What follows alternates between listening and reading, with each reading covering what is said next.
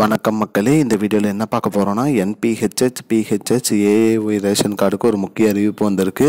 அது என்ன அப்படிங்கிறத பற்றி தான் இந்த வீடியோவில் பார்க்க போகிறோம். நம்ம சேனலுக்கு யாராவது புதுசாக வந்திருந்தீங்கன்னா மறக்காமல் நம்ம சேனலை சப்ஸ்கிரைப் பண்ணி பெல் ஐக்கானை கிளிக் பண்ணி வச்சுக்கோங்க. இந்த வீடியோக்கு ஒரே ஒரு லைக்கை மட்டும் கொடுத்துருங்க. வாங்க வீடியோக்குள்ளே போகலாம். பொதுவாக பார்த்திங்கன்னா ரேஷன் கார்டு குறித்து நிறைய அப்டேட் வந்துட்டுருக்கு. அந்த வகையில் பார்த்திங்கன்னா ரேஷன் கடையில் பொருட்கள் தாமதமாகவும் வருதுன்னு நிறைய கம்ப்ளைண்ட் வந்திருக்கு. அது மட்டும் இல்லாமல் அரசாங்கம் என்ன சொல்லியிருக்காங்கன்னா, நாங்கள் மலிவு விலையில் பொருட்கள் கொடுத்துட்டு வரோம்.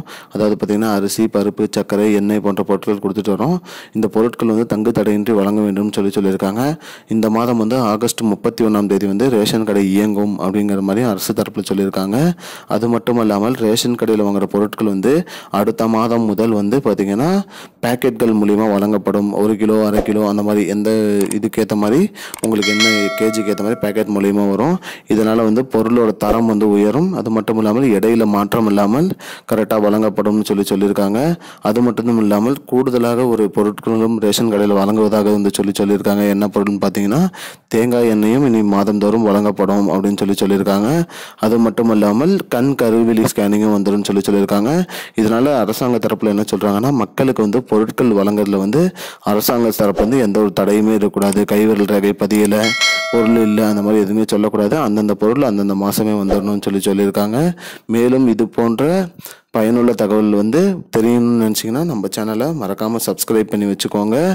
இதுதான் மக்களே இப்போதைக்கு முக்கியமான அப்டேட். அதாவது பார்த்தீங்கன்னா ரேஷன் கடையில் இந்த மாதம் ஆகஸ்ட் 31 கடை இயங்கும்னு சொல்லியிருக்காங்க. இது மட்டும் இல்லாமல் பொருட்கள் பேக்கெட் மூலிமா வழங்கப்படும் சொல்லியிருக்காங்க. இதுதான் மக்களே இப்போதைக்கு முக்கியமான பயனுள்ள தகவல். இது போன்ற பயனுள்ள தகவலை தெரிஞ்சுக்கொள்ள நம்மளுடைய சேனலை மறக்காமல் சப்ஸ்கிரைப் பண்ணி வச்சுக்கோங்க. இந்த வீடியோ உங்கள் ஃப்ரெண்ட்ஸ் அனைவருக்கும் ஷேர் பண்ணி விடுங்க.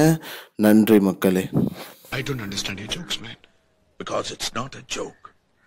முன்ன பின்ன தெரியாத ஒரு பையனுக்காக விடுற அந்த மனசு இருக்க, அதான் கடவுள்.